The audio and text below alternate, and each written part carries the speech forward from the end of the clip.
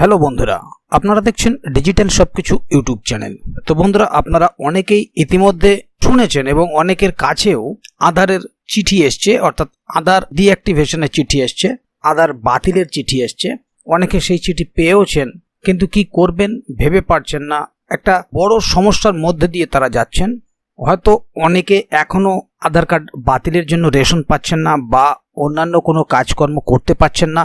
তো এটা কেন হচ্ছে এবং এর ভিত্তি করে, অর্থাৎ আধার কার্ড যে বাতিল হচ্ছে এটা ভিত্তি করে কলকাতা হাইকোর্টে একটি মামলাও দায়ের করা হয়েছিল এবং সেই মামলা অনুযায়ী কলকাতা হাইকোর্ট থেকে কেন্দ্রের কাছে জবাব চাওয়া হয়েছে এবং তার প্রতি উত্তরে, অর্থাৎ তার জবাবে কেন্দ্র কি জবাব দিচ্ছে বা এই আধার কার্ড নিয়ে মাননীয় মুখ্যমন্ত্রী মমতা বন্দ্যোপাধ্যায় কি বলছেন, এই সমস্ত বিষয়গুলি নিয়েই আজকের ভিডিওতে আলোচনা করব।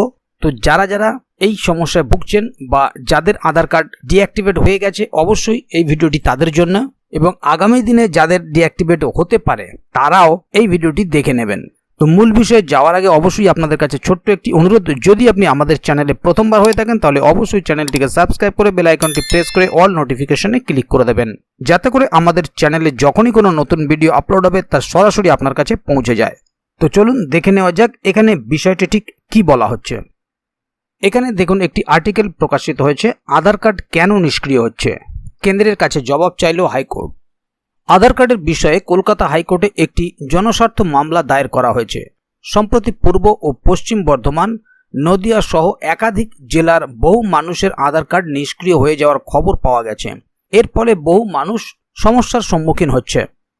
আধার কার্ড নিষ্ক্রিয় হওয়ার ফলে রেশন পেতে সমস্যার পাশাপাশি ব্যাংকের কাজকর্ম করা যাচ্ছে না। এই প্রসঙ্গে ইউআইডিএআই কর্তৃপক্ষ জানিয়েছে যে কোনো আধার নম্বর নিষ্ক্রিয় করা হচ্ছে না, কেবলমাত্র যে সমস্ত ব্যক্তিরা বিদেশ থেকে এসেছে তাদেরই কিন্তু আধার কার্ড নিষ্ক্রিয় করে দেওয়া হচ্ছে। আধার কার্ড নিষ্ক্রিয় হওয়ার ব্যাপার নিয়ে হাইকোর্টে মামলাও দায়ের করা হয়েছে। এবার হাইকোর্ট সেই মামলার রিপোর্ট পাঠিয়েছে কেন্দ্রের কাছে।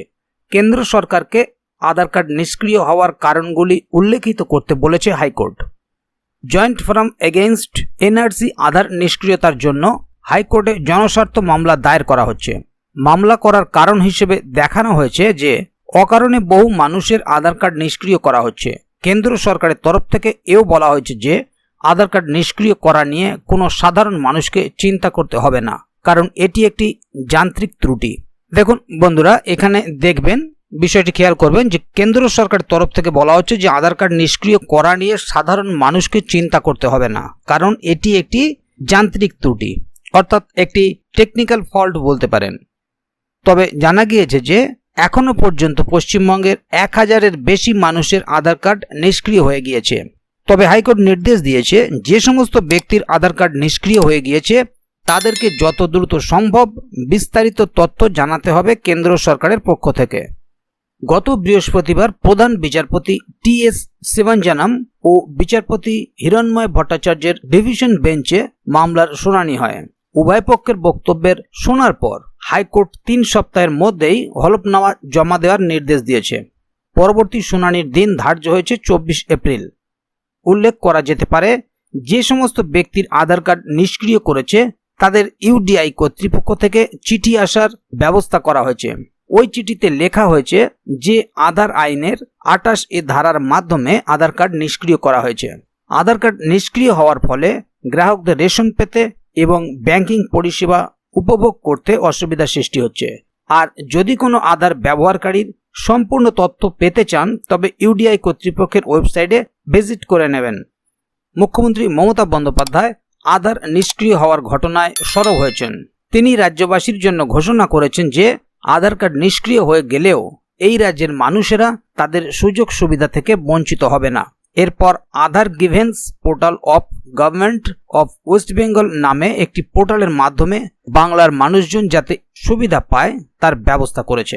তাহলে বন্ধুরা দেখুন, একদিকে যেমন আধার কার্ড নিষ্ক্রিয় হয়ে যাচ্ছে, অন্যদিকে তেমনি মুখ্যমন্ত্রী মমতা বন্দ্যোপাধ্যায় একটি নতুন পোর্টাল চালু করেছেন যার মাধ্যমে মানুষজন সুবিধা পেতে পারেন।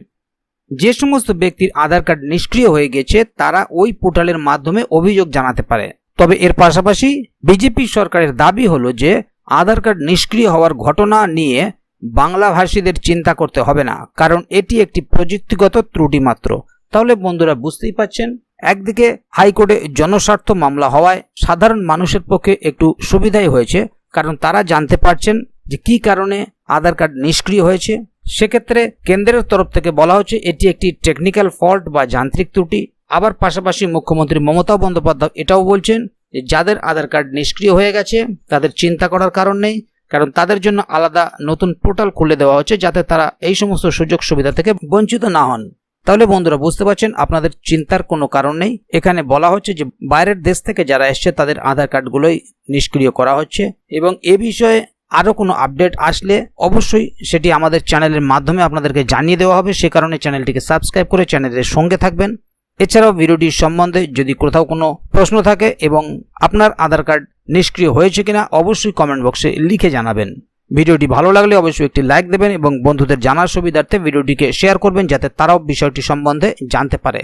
তো বন্ধুরা, আজকের গুরুত্বপূর্ণ ভিডিও আপডেটটি এখানেই শেষ করছি। ভিডিওটি শেষ পর্যন্ত দেখার জন্য অসংখ্য ধন্যবাদ। আবার দেখা হবে আগামী ভিডিওতে। ততক্ষণ পর্যন্ত ভালো থাকুন, সুস্থ থাকুন। ধন্যবাদ।